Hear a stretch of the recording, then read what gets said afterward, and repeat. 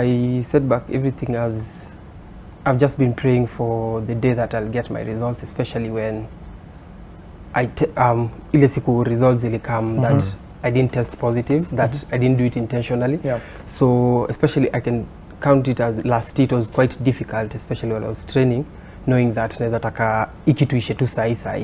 But eventually it took me 1 year to sort out all these problems, but at least I'm glad that he may die. Mark, why was it so important for you to prove that you didn't intentionally take the drug? Mbona ilikuwa important hivyo kwako? Ilikuwa important because ever since nianze kuingia track and field is that I've been very honest with my athletics career, and I wanted to show the world that I didn't do it intentionally, and everything that I've been doing, of course I've been doing it honestly, and I've been proving through all my tests that I haven't been failing a test. Sarah, I guess the burden of proof was on your side now to try and actually show that he did not intentionally. Because it was very interesting the language that was used. Yes. How difficult or how challenging or easy was it for you? It's first of all, anti-doping itself as a system is very difficult and very different from what we would consider criminal and civil. Okay, it's a disciplinary procedure of its own kind, whereby even a criminal has more rights than an athlete. Because for a criminal, you are innocent until you prove guilty. In athletics, it's the other way around. You're guilty until you prove yourself innocent. So the burden of proof shifts and remains with the athlete.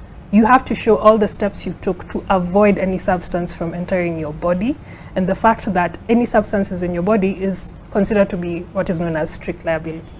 So the closest thing I can equate to strict liability is like a traffic offense. For example, if you hit someone today on the road, will you start saying, no, it wasn't me who hit that person?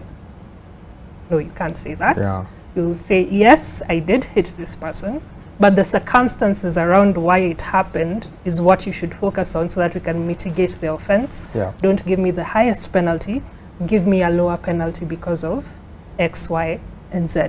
So from our end, it was quite a task. But I will say Mark is one of the most honest, diligent athletes I've worked with so far. He had all his information intact. He had all the documents that we needed to enable him to prove that what he did was not intentional. He had history from his Google account, Google searches, from his Google location as well. We actually went as deep as looking at the locations where he was when he purchased some of these supplements. Like, it was very hard. So it wasn't just me, there's a whole team behind me as well. We needed a medical doctor to verify that some of what was in his supplements was not typically what you would receive in that particular supplement.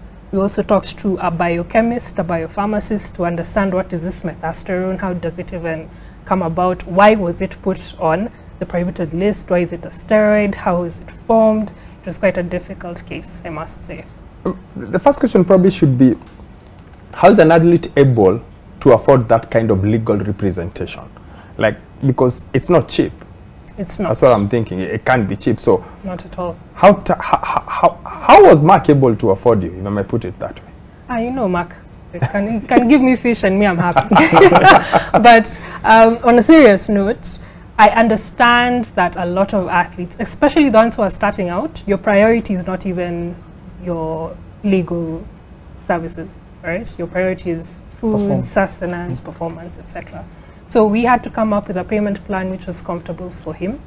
We paid a deposit up front, and then we continued to pay over time until he can suitably finish the entire fees that's due to us. But aside from that, there were other antecedent costs.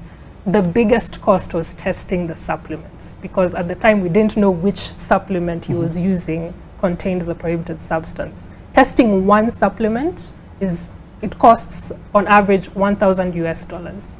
That's only testing one. Mark, I think we tested around four or five. Four. Yeah. And so there was that hurdle that he had to breach as well about the testing, and also just sending these supplements over to a WADA accredited lab. So that was quite heavy.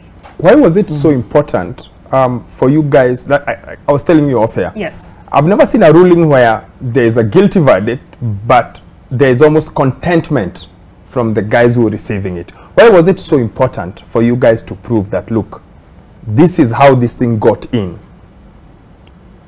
Well, it's, for one, we've always had this air that Kenyans are all doping cheats. And that narrative is just wrong, because every single athlete must be looked at on a case-by-case basis. It's like saying, for example, people from a certain region like eating potatoes more than people from another region. So because you eat potatoes, it means you act in this particular way. Not always. So treat each athlete as an individual. And for Mark himself, like I said, he's a very diligent athlete, one of the most diligent athletes that I've ever met. And it was important for us to show that he didn't do this on purpose. This is a man of integrity and values. And so for him, let us even take a high sanction, but prove that it was not done with intent to dope.